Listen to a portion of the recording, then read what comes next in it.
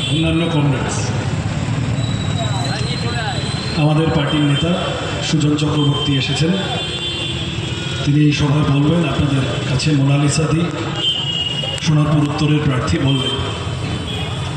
আমি আপনাদের কিছুটা সময় চেয়ে কতগুলো কথা, ইতিমধ্যে খানিকটা হয়েছে। মিটিংয়ে যারা বসে থাকেন এইটা তাদের একটা বিপদ হয়, একই কথা দুবার তিনবার শুনতে হয়। আর আমাদের বক্তাদের মাথায় চলে যে অনেক আশেপাশে মানুষ আছেন, যাওয়া আসা করছে, সুতরাং তাদের জন্য খানিকটা বলতে হয়। এই ধরেন এপার দিয়ে ওপারে যারা যাচ্ছেন, এই গড়িয়া থেকে যারা ওইদিকে যাচ্ছেন, তাদের কাছে আমরা আবেদন করব সোনারপুর উত্তরে মোনালিসা সিনহাকে জেতান। আবার ওপার থেকে যারা এদিকে আসছেন, তাদের কাছে আবেদন থাকবে টালিগঞ্জে পার্থ বিশ্বাসকে বা যাদবপুরে বিকাশ ভট্টাচার্যকে জেতান। মোটের উপর এই চত্বরে সিপিএমের প্রার্থীদের জেতাতে হবে। কেন জেতাতে হবে? তৃণমূলকে হারাতে হবে বলে।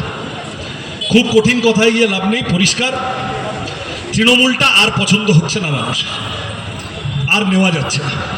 এত রকম চুরি ডাকাতি তোলাবাজি, তাতে করে যদি কোথাও তৃণমূলের কাছে দুটো লোক উপকৃত হয়ে থাকে, বাকি 98টা লোকের অভিজ্ঞতা হলো যে না, এ বেটাদের এত একটা কাজ করাতে গেলে এত টাকা দিতে হয়, উল্টে পকেট ফাঁকা হয়ে যাচ্ছে, লস হয়ে যাচ্ছে। তৃণমূলকে দিয়ে হবে না, তৃণমূলকে তাড়াও। অনেক হয়েছে, 15 বছর দেখেছি, আগেই ভেঙে যেত। যাই হোক, সব মিলিয়ে গোলে মালে হরি বলে চালিয়ে দিয়েছে কিছুদিন। আর তৃণমূলকে নেওয়া যাচ্ছে না, হারাতে হবে। নজরুল বাবু আছেন, ফিরদৌসী বেগম আছেন, তারা দুজনে মিলে সোনারপুরটাকে বাবার সম্পত্তি বানিয়েছেন। আরও তাদের ছানাপোনারা, আর অত কথায় যাচ্ছি না। কিন্তু মোটের উপর অঞ্চলের মানুষ, এলাকার মানুষকে ভালো রাখার প্রশ্নে এরা ক্ষতিই করেছেন, কোনো লাভের লাভ করেননি, উল্টে নিজেদের পকেট ভরিয়েছে। তৃণমূল তাড়াও। তৃণমূলকে কে তাড়াবে? আমার আগের বক্তারা ভাগ ভাগ করে বলেছেন, আমি নিশ্চিত সুজনদাও বলবেন।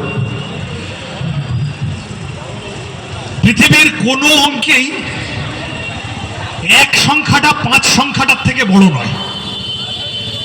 পৃথিবীর কোনো অঙ্কেই, কোনো হিসাবেই এক সংখ্যাটা 5 সংখ্যাটার থেকে বড় নয়। সিপিএম তৃণমূলের বিরুদ্ধে লড়ে তৃণমূলকে হারাবো এইভাবে নেমে গত 15 বছরে একবার ফেল করেছে। তারপরে বিজেপির লোকেরা লাফিয়ে এসে বলেছে যে আর সিপিএমকে দিয়ে হবে না, এবার আমাদের ভোট দাও, আমরা তৃণমূলকে হারাবো। তারপরে গত 10 বছরে অন্তত 5টা ভোট হয়েছে বিজেপি তৃণমূলকে হারাতে পারছে না। 2019 সালের লোকসভা ভোট, 2021 সালের বিধানসভা ভোট, 2022 সালের পৌরসভা ভোট, 2023 সালের পঞ্চায়েত ভোট, 2024 সালের লোকসভা ভোট। বড় ভোট, ছোট ভোট, মেজো ভোট, সেজো ভোট, বিজেপি প্রত্যেকবার শেয়ালের কুমিরছানা দেখানোর মতো গল্প দিয়ে আসে, আমাদের ভোট দাও, এইবারে আমরা তৃণমূলকে হারিয়ে দেব। প্রত্যেকবার এইরকম একটা লাভঝাপ করে বিজেপি তৃণমূলকে হারাতে পারছে না। বিজেপি দিল্লির নেতারা অন্তত তৃণমূলকে হারাতে চায়ও না।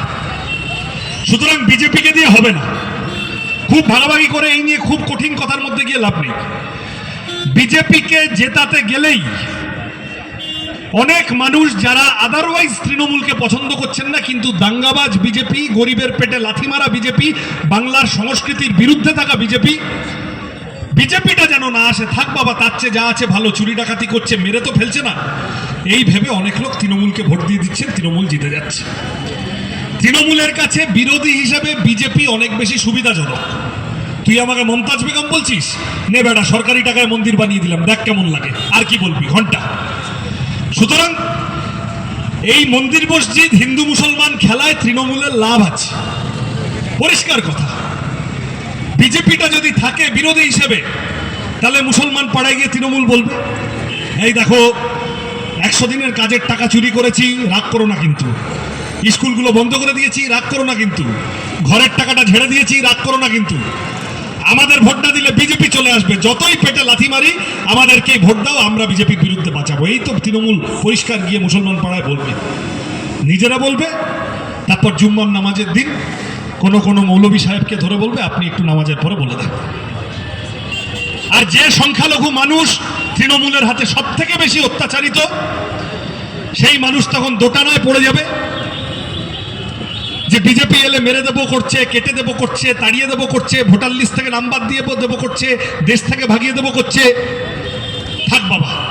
আর ঘাটাঘাটি করে লাভ নেই, যা আছে তাই থাক, ঠিক আছে, একটু না হয় সয়ে নেব। এই তো পরিষ্কার অঙ্ক। এই অঙ্কে আর শুধু মুসলমান বলে না, একটা বড় অংশের হিন্দু। আমার আগে আকাশ বলছিল এই যে শীতলা মন্দির, এখানে দাঁড়িয়ে আছে, কবে এর মধ্যে মা শীতলার পুজো গেছে না 3-4 দিনের মধ্যে? বিজেপিকে লাফাতে দেখেছো শীতলা পুজো নিয়ে? কেউ দেখেছে? আজকে নীলষষ্ঠী আছে না, বিজেপিকে লাফাতে দেখেন নীলষষ্ঠী নিয়ে? অন্নপূর্ণা পূজা নিয়ে বিজেপিকে লাফাতে দেখেন? চণ্ডী মণ্ডপ নিয়ে বিজেপিকে লাফাতে দেখেন? বাংলার সংস্কৃতি, বাঙালি হিন্দুর সংস্কৃতি, তার লোকাচার, তার পরম্পরা, তার ইতিহাস, তার ঐতিহ্যের সাথে বিজেপির কোনো সম্পর্ক নাই। বিজেপি আমাদের পার্টি না, বিজেপি আমাদের রাজ্যের, আমাদের সংস্কৃতির, আমাদের ইতিহাসের সাথে কোনো সম্পর্ক নেই। বিজেপি রামনবমীর দিন রামের নাম করে, রামকে ব্যবহার করে ডিজে বাজিয়ে হাতে তরোয়াল নিয়ে ঝামেলা পাকাতে আসে। বিজেপি মনে মনে রামকেও ভালোবাসে না। এই যারা শুনছেন তাদের মধ্যে কিছু লোক নিশ্চয় আছেন বিজেপি মাথায় বড়ি খাওয়ানোর চেষ্টা করছে। বিজেপিটা হিন্দুদের পার্টি, হিন্দুদের ভোট দাও, না হলে পশ্চিমবঙ্গটা বাংলাদেশ বানিয়ে দেবে, এই হয়ে যাবে, ওই হয়ে যাবে। আচ্ছা, বাংলাদেশে হিন্দুরা মার খাচ্ছে, অনেকদিন ধরে শুনছি বাংলাদেশে হিন্দুরা মার খাচ্ছে, বিজেপির লোকেরা সেই নিয়ে পাড়ায় পাড়ায় লাফাচ্ছে, আরএসএস এর লোকেরা বলছে ওই দেখো মমতার আমলে পশ্চিমবঙ্গটাও এইরকম হয়ে যাচ্ছে, তাহলে বাংলাদেশে হিন্দুরা মার খাচ্ছে, ওরকম যদি না হতে চাও তাহলে আমাদেরকে এখানে ভোট দাও, বিজেপিকে পাওয়ারে আনো।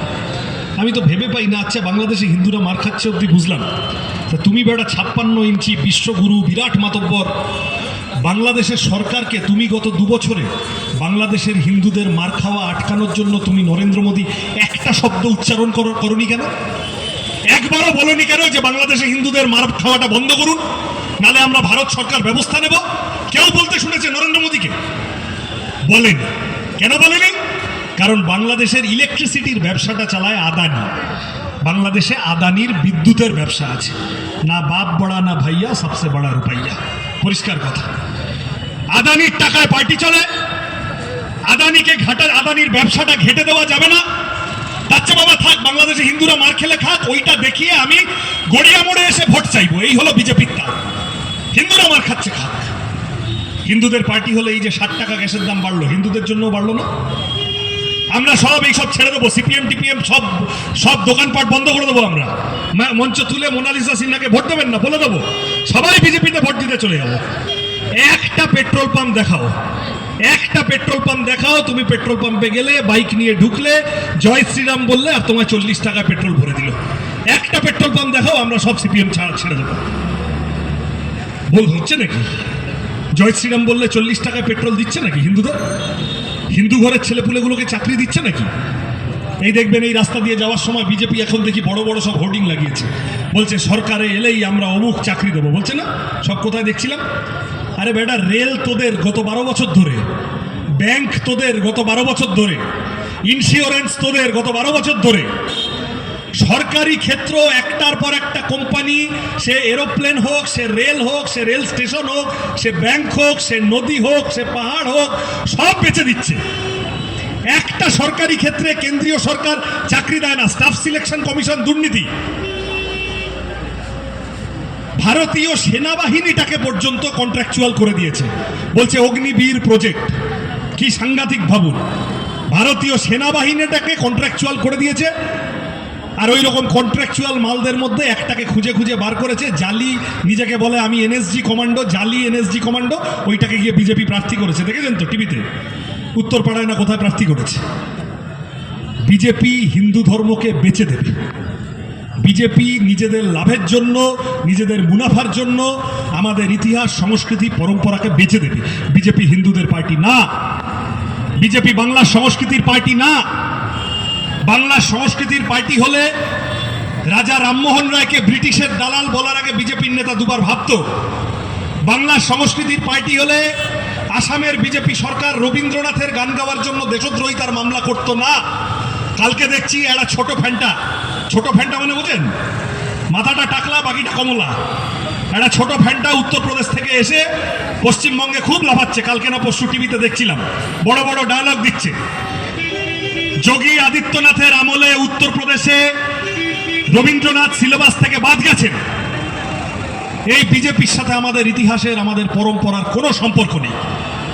বাংলার ধর্ম, বাংলার ইতিহাস, বাংলার সংস্কৃতি, বাংলার সহিষ্ণুতা, বাংলার নবজাগরণ, বাংলার মানুষের ভাবনা চিন্তা, কোনোটার সাথে কোনো মিল নেই। এবং প্লাস গত 10 বছরে অন্তত 6টা ভোটে দেখা হয়ে গেছে বিজেপি দিয়ে তৃণমূলকে হারানোও যাচ্ছে না।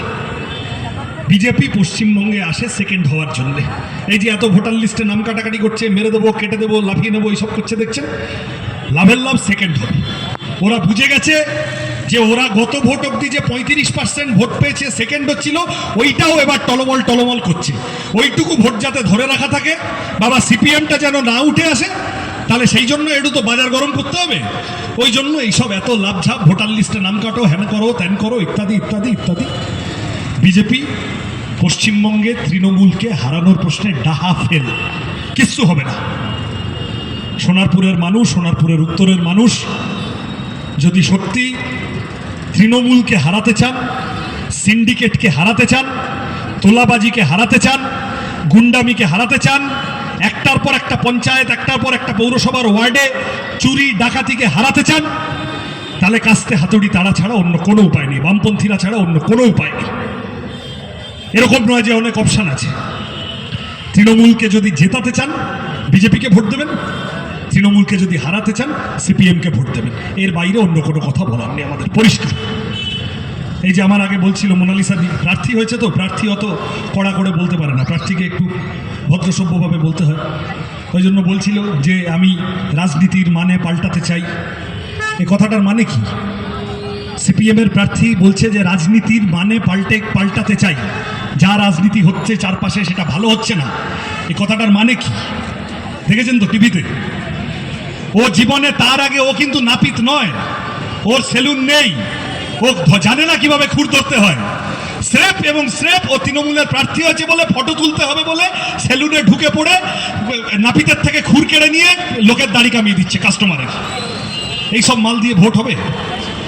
ও জানে না রুটি বেলতে কি করে হয়। ওকে বাড়িতে রুটি বেলতে বললে ও যে রুটিটা বেলবে সেইটা একটা হাতের পাঁচের মতো শেপ হবে। সে মানুষের বাড়িতে ঢুকে পড়ে জোর করে রুটি বেলে দিচ্ছে, কেন? ফটো তুলতে হবে। ও জানে না কি করে রান্না করতে হয়, জানে না কি করে ঘুটে দিতে হয়। গ্রামের মধ্যে ঢুকে পড়ে বিজেপির প্রার্থী কাদা গোবর মাখামাখি করে ফেলেছে ঘুটে দিতে গিয়ে, আর ফটো তোলার ইচ্ছা, ফটো তুলতে হবে। এই ফটো তোলার চক্করে বাংলার রাজনীতির 12টা বেজে গেছে। ফটো তোলার চক্করে মদন মিত্ররা হিরো হয়েছে, অনুব্রত মণ্ডলরা ডায়লগবাজি করে হিরো হয়েছে, আর তার পিছনে তারা যে কোটি কোটি টাকা চুরি করেছে, ডাকাতি করেছে, মানুষের টাকা নিয়েছে।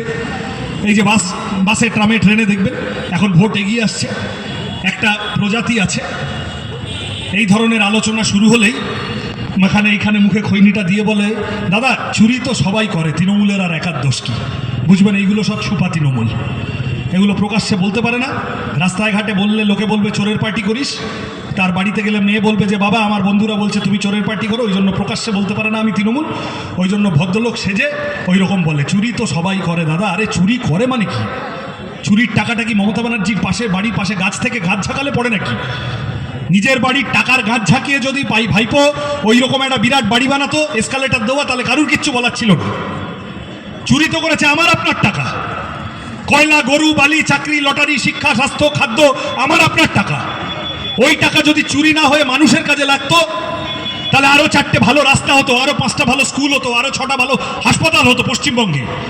ডিএগুলো পেতেন সরকারি কর্মচারীরা, যারা সরকারি চাকরি করছে না, যারা এমনি বেসরকারিও করছে, তাদের মাইনের ব্যবস্থা হতো, ইনসেন্টিভের ব্যবস্থা হতো, বোনাসের ব্যবস্থা হতো।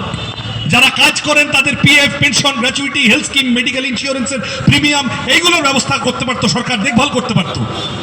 পাবলিকের টাকা ঝেড়ে দিয়ে নিজেরা আঙুল ফুলে কলা গাছ হয়েছে, তারপরে বলছে চুরি তো সবাই করে, এখন তো এটাই নিয়ম।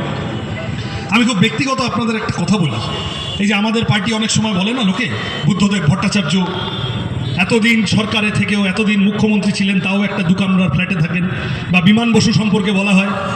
আমি এক সময় অবাক হয়ে ভাবি, আরে এটাই তো হওয়ার কথা ছিল, এটাই তো হওয়ার কথা ছিল। রাজনীতিবিদ তো এরকমই হবেন, রাজনীতিবিদ কি চোর ডাকাত হবেন নাকি?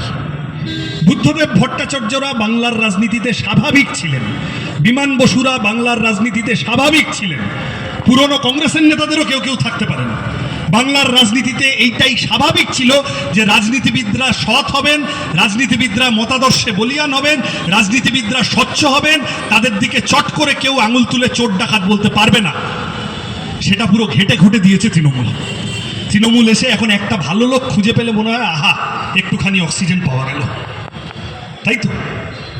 আর ওদিকে তাকান, তৃণমূল চোর এটা বলতে বলতে আবার তাহলে বলতে হবে বিজেপি। আরে সারদা 22,000 কোটি টাকার দুর্নীতি, অন্তত সংখ্যাটা জানা গেছে। আজ 12 বছর ধরে সুজন চক্রবর্তীদের বিপুল লড়াইয়ের পরে জেলে ঢুকে যাওয়া সুদীপ্ত সেন ছাড়া পেয়ে গেল।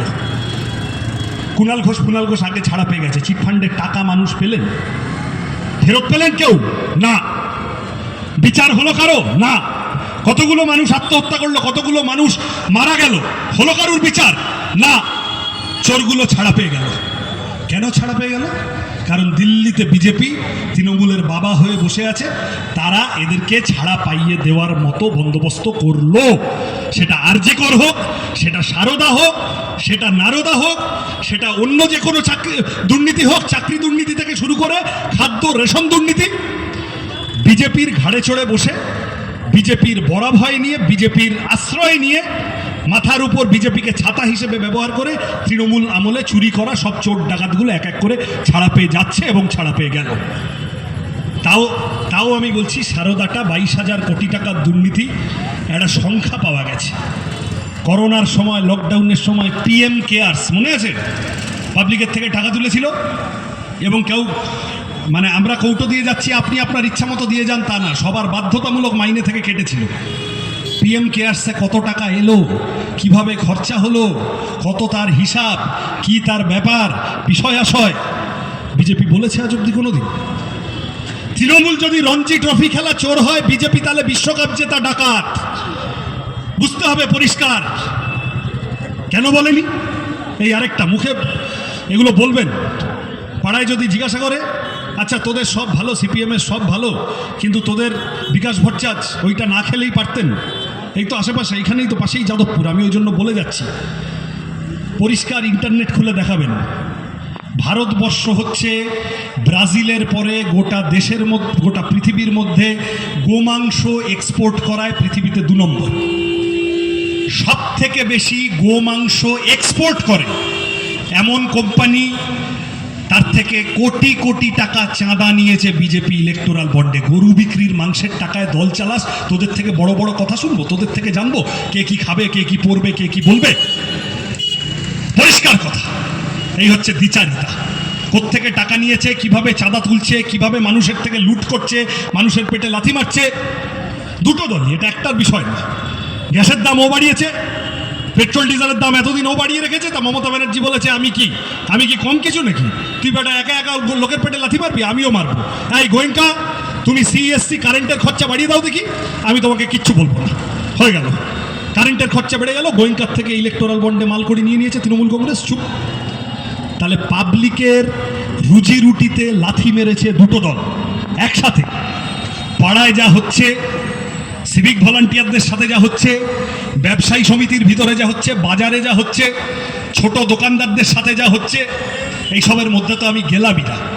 ওইসব বলতে বলতে, ওইসব বেশি বলতে গেলে একেবারে কাপড় চোপড় সব খুলে যাবে তৃণমূল নেতাদের। বেশি ব্যক্তিগত কথায় যেতে চাই না, কিন্তু সবাই বোঝে সোনারপুর উত্তর জুড়ে লুট চলছে সমস্ত কিছু। এই তার নির্দিষ্ট উদাহরণ হলো ওয়াও মোমোর কারখানায় কিছুদিন আগে দেখেছেন তো, শ্রমিকদের মরে যাওয়া, পুড়িয়ে মেরে দেওয়া, পুড়িয়ে মেরে দেওয়াই তো প্রতিষ্ঠান, রাষ্ট্র ব্যবস্থা সব যদি নিয়ম কানুনে চলতো তাহলে তো লোকগুলো ওইভাবে পুড়ে মরে যায় না। ওয়াও মোমো কারখানার মধ্যে নাজিরাবাদে কার দোষ? তৃণমূলের দায় নেই? বেটা তুমি পঞ্চায়েত থেকে, লোকাল কাউন্সিলর থেকে শুরু করে বিধায়ক, একটা জায়গা ছাড়নি, সব তুমি দখল করে খুন জখম করে বসে আছো, লুট করে বসে আছো, দখল করে বসে আছো, তোমার দায় নেই? এই চোর ডাকাতদের হাত থেকে বাংলাকে মুক্ত করতে হবে, সোনারপুর উত্তরকে মুক্ত করতে হবে। এবং এই মুক্ত করাটা আরো বড় ডাকাত, আরো বড় বাটপাড় বিজেপিকে দিয়ে হবে না। বিজেপিকে বাংলার মানুষ পছন্দ করে না। এখন কিছু এই বেরিয়েছে ঠিক, হুকুম ধরলে বলে, এই যে কিছুক্ষণ আগে তনুশ্রী বলছিল, তিনটে চ্যাংড়া ছেলে জয় শ্রীরাম বলে চলে গেল, খপ করে যদি ধরতেন, ধরে যদি চেপে ধরতেন, তাহলে ঠিক দেখতেন বেরোতো, দাদা বাইকের পেট্রোলটা ভরে দিয়েছে বিজেপি, তাই ওরকম বললাম। তাই আজ সারা জীবন বিজেপি বাইকের পেট্রোল ভরে দেবে না বাবা। একটা চাকরি চাই, একটা 22,000 টাকা মাসের শেষে একটা কাজ চাই। এই পিসিমণির 1500 টাকা 1200 টাকা এটা বাড়াতে হবে। আজকের দিনে এই টাকায় কিচ্ছু হয় না, গুটখা খাওয়ার খরচ উঠবে না 1500 টাকায়, এটা বাড়াতে হবে। আর খালি এই টাকা এইভাবে ক্যাশ বাড়িয়েই লাভ নেই, কাজের বন্দোবস্ত করতে হবে, চাকরির বন্দোবস্ত করতে হবে, কলকারখানার বন্দোবস্ত করতে হবে। যারা গিগ শ্রমিক আছে এই 6 নম্বর রুটে বা এদিকে এই চত্বরে অসংখ্য আছে, তাদের কি অবস্থা?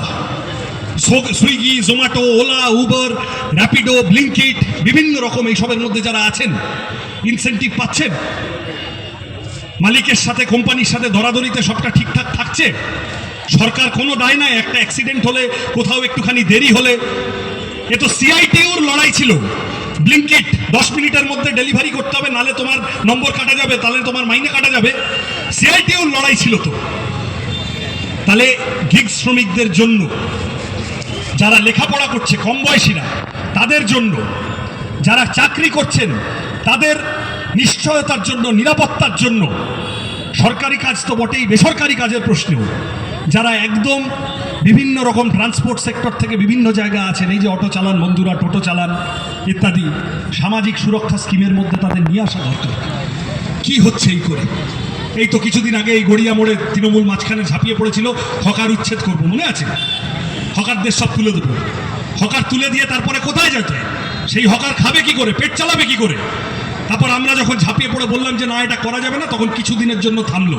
এবার যদি আরেকবার তৃণমূল বা বিজেপির মতো বড় লোকের দল চলে আসে, কি হবে কেউ জানে না। সুতরাং মানুষের রুজি রুটির কথা, জীবন জীবিকার কথা, বেঁচে থাকার কথা, এই কথাগুলো বিধানসভার ভিতরে যদি নিয়ে যেতে হয়, যে মোনালিসাদি বলছে রাজনীতির মানে পাল্টাতে চাই, মানে ওটা। মোনালিসাদিরা অনাড়ম্বর। মোনালিসাদিদের আলাদা করে বিরাট বিজ্ঞাপন দিয়ে ঝিঙ্কুরাকুর পিছনে বাজনা বাজিয়ে নিজেদের মুখ চেনাতে হয় না। নীরবে মানুষের জন্য কাজ করেন। গোটা রাজ্যের মহিলা আন্দোলনের নেত্রী। মহিলাদের নির্যাতনের প্রশ্নে, নারী পাচারের প্রশ্নে, নাবালিকা বিবাহের প্রশ্নে মেয়েদের অবস্থা ভয়ানক খারাপ গোটা পশ্চিমবঙ্গে। যারা অভয়া বিচার দিল না, যারা অভয়াকে ধর্ষণ খুন করলো, এবং যারা অভয়ার বিচারটা ঝুলিয়ে দিল সিবিআই এর উপর চাপ তৈরি করে, তাদের কাউকে ভোট দেবেন না। যদি মেয়েদের বেঁচে পড়তে থাকতে হয়, আমরা বামপন্থীরা তো বলেছি আপনি রাত করে বাড়ি ফিরবেন, গণপরিবহন ফ্রি। সিপিএমের বিধায়ক বিধানসভার ভিতরে গেলে বলবে আমাদের দেশে কোনো কোনো রাজ্যে আছে মহিলাদের জন্য ট্রান্সপোর্ট ফ্রি, পাবলিক ট্রান্সপোর্ট। কি অসুবিধা আছে? সব ঘরে সরকারি চাকরি, একটা করে সমস্ত শূন্যপদ নিয়োগ, কি অসুবিধা আছে? গ্র্যাজুয়েশন পর্যন্ত লেখাপড়া ফ্রি। কেরালায় বামপন্থীদের সরকার করতে পেরেছে, তাহলে এখানকে কোনো সরকার পারবে না কেন? বামপন্থী বিধায়কেরা এই কথাটা বলবে। 100 দিনের কাজটা পারলে 200 দিন করা হবে, কি অসুবিধা আছে? পাবলিকের টাকা পাবলিকের কাজে লাগানো। 6000 টাকা অবধি বৃদ্ধ মানুষদের বার্ধক্য ভাতা, কলকারখানা নতুন করে তৈরি করা, নতুন স্টার্ট আপ যারা খুলছে তাদের জন্য বেঙ্গল হাব, অনেক রকম পরিকল্পনা নিয়ে বামপন্থীরা সিপিআইএম এবারে নেমেছে। মানুষ নিজের অভিজ্ঞতায় বুঝতে পারছেন যে এই এত বেশি হিন্দু মুসলমান মন্দির মসজিদ এই করে লাভ হলো না। কালকে অবধি যে লোকটা, যে বিজেপির লোকটা, আমি আপনাদের বলছি যারা মিটিং শুনতে এসেছেন, পাড়ায় যদি এরকম বিজেপির লোক বলে ধরে, তাহলে তাকে বলুন, পাড়ার বিজেপির লোককে আজকে রাত্রিবেলায় বাড়ি গিয়ে ডাকবেন, দেখবেন বাড়ি যাচ্ছে, চায়ের দোকানে চা খাচ্ছে, নাই শোন শোন শোন শোন বলে ডেকে বলবেন যে আচ্ছা কদিন আগে মোহাম্মদ সেলিম হুমায়ুন কবিরের সাথে দেখা করতে গেছিল, খুব তো গালাগাল দিয়েছিল, সিপিএম সাম্প্রদায়িক, সিপিএম অমুক তমুক এইসব। এখন হুমায়ুন কবিরের ভিডিও বেরিয়েছে, শুভেন্দুর সাথে ভিডিও কলে কথা বলে, এখন কিছু বলছিস না কেন? শুভেন্দু ঠিক বলছি তো? শুভেন্দুর থেকে 1000 কোটি টাকা নিয়ে, বিজেপির থেকে 1000 কোটি টাকা নিয়ে মসজিদ করে, ওখানে মন্দির এখানে মসজিদ, বাংলার রাজনীতিকে কলুষিত করবে বিজেপি, হুমায়ুন কবির, তৃণমূল সব মিলিয়ে জয়েন্ট প্ল্যান। কিছু বলছিস না কেন? এরা ঝামেলা পাকাতে এসেছে যাতে মানুষের রুজি রুটির কথা হারিয়ে যায়। আর মোনালিসাদিরা ঝামেলা মেটানোর জন্য বিধায়ক হতে চায়। মোনালিসাদিরা সবাইকে নিয়ে চলে মানুষের জীবন জীবিকার কথা সামনে নিয়ে আসার জন্য বিধায়ক হতে চায়। আগামী 29 তারিখ কাস্তে হাতুড়ি তারা চিহ্নে সবাই। এত অনেক কথার মধ্যে যেতে হবে না, জীবন জীবিকা রুজি রুটি রাজনীতিতে ফেরাতে হবে। তৃণমূলটা চোর ডাকাতে ভরে গেছে, তাড়াতে হবে, তৃণমূলকে হারাতে হবে। বিজেপিকে দিয়ে কিচ্ছু হবে না, না বাংলার পার্টি, না আমাদের ইতিহাস সংস্কৃতির পার্টি, না হিন্দু ধর্মের পার্টি, আর না তৃণমূলকে হারানোর জন্য ফিট পার্টি। ওদের দিয়ে কিচ্ছু হবে না। তৃণমূলকে হারাবো, সিপিএমকে জেতাবো, মোনালিসা সিনহাকে সোনারপুর উত্তরের বিধায়ক বানিয়ে বিধানসভায় পাঠাবো 4 তারিখ। এই শপথ নিয়ে চলুন সবাই। আমার কথা শেষ করছি, ভালো থাকবেন, নমস্কার।